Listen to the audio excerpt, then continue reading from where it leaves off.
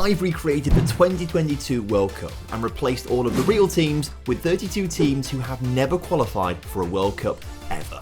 Now we're going to simulate through the tournament to find out which one of these teams would win this fictional World Cup, and there are some big shocks along the way. So who's going to win, who's going to cause some upsets, and who's going to be the top goal scorer in the entire competition? Well, let's simulate to find out. But first of all, we should find out actually who is in this competition. In Group A, we've got Albania, Chinese Taipei, Jordan, and Luxembourg. And Luxembourg have tried to qualify for the World Cup 21 times, but have never reached it. That's the most out of any country in the world. In Group B, we've got Antigua and Barbuda, Malaysia, Malta, and Syria. In Group C, we've got Madagascar, Singapore, Thailand, and Zambia, who have never qualified for a World Cup, but did win the African Cup of Nations in 2012. In Group D, we've got Bahrain, Cyprus, Guyana, and Kenya.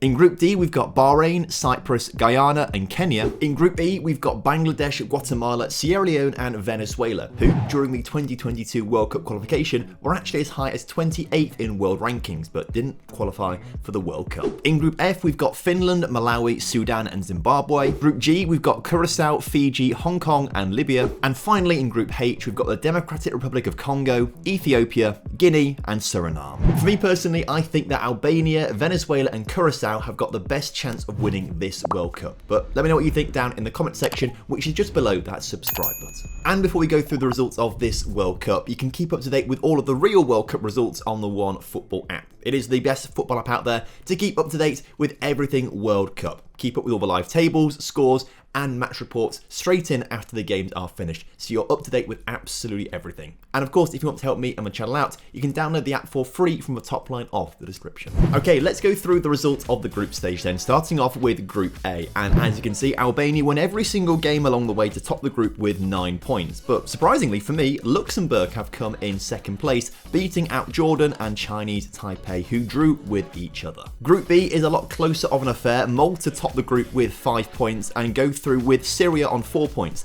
They beat Malaysia by goal difference there, as you can see, both teams finishing on 4 points, with Antigua and Barbuda wrapping up 4th place with just the 2 points. In Group C, as you can see, one of my pre-tournament favourites, Zambia have topped the group, albeit on goal difference with Thailand, the 6 goal difference being much better than Thailand's 2 goal difference. Singapore and Madagascar have been knocked out. Group D, also pretty tight. Kenya and Bahrain go through there, both on 5 points, with Cyprus and Guyana finishing on 2 points apiece. Another one of my pre-tournament favourites, Venezuela have topped Group E, 9 points on the board, winning every single game. Guatemala have come in second place with 6 points, Sierra Leone on 3, but Bangladesh are the first team we've seen with 0 points. Group F has been absolutely topped by Finland as they finish on 7 points ahead of Zimbabwe, but Sudan and Malawi being knocked out on the 2 points. Group G and my boys from Curacao have topped the group on 9 points ahead of Libya on 6 points, Fiji on 3 points, and Hong Kong being the second team to finish on 0 points. And in the final group, Guinea have dominated that one with 9 points. Suriname have just squeezed through there on 4 points ahead of the Democratic Republic of Congo on 3 points,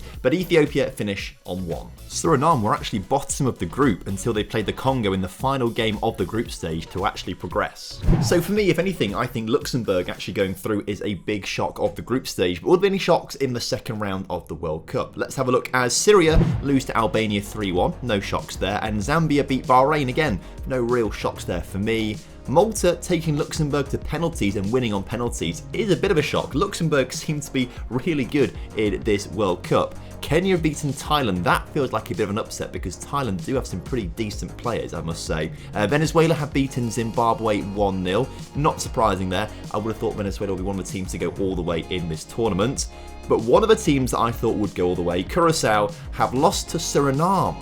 Of course, they were the team that only just qualified from the group, and they've beaten one of the tournament favourites there 2-1.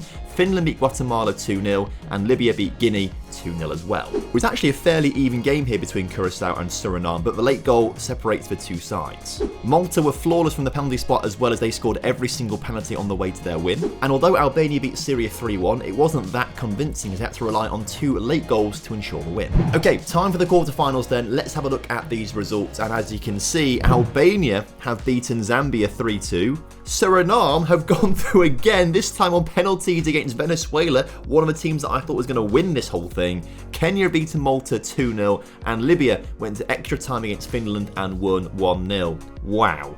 let's have a look at the Albania game then. And it was a late goal from Zambia, but to be fair, Albania have dominated that game for the most part, deserved the win against the African side. The penalties here for Suriname and Venezuela. Venezuela missing 3 penalties along the way. Wow, what an interesting shootout that would have been. Libya and Finland was a really tight affair, but it was a penalty in the 109th minute that saw Libya go through to the semi-finals. And Kenya were incredibly dominant over Malta. Wow, that's performance. Maybe now I'm switching allegiance to Kenya. I reckon these guys could go on to win it. Okay, it's semi-final time now. Albania are taking on Suriname and Kenya are taking on Libya. Who do you reckon is going to go through? Because the results are coming onto your screen in 3, 2, 1. Oh my word. Suriname have beaten Albania 1-0 and Kenya have beaten Libya. I would not have put Kenya or Suriname in the final at all, particularly given the group stage that Suriname had. They only qualified for the knockouts on the final day of the group stage. That is wild. Okay, let's have a look at that game then. And actually, they were arguably the underdogs in that game. Based on the match stats, you can see there a few more shots from Albania, but better quality ones from Suriname with the better XG. More possession too. Maybe Suriname actually did deserve that on the balance of things, to be fair. Well done to them. But what about the Kenya v Libya game?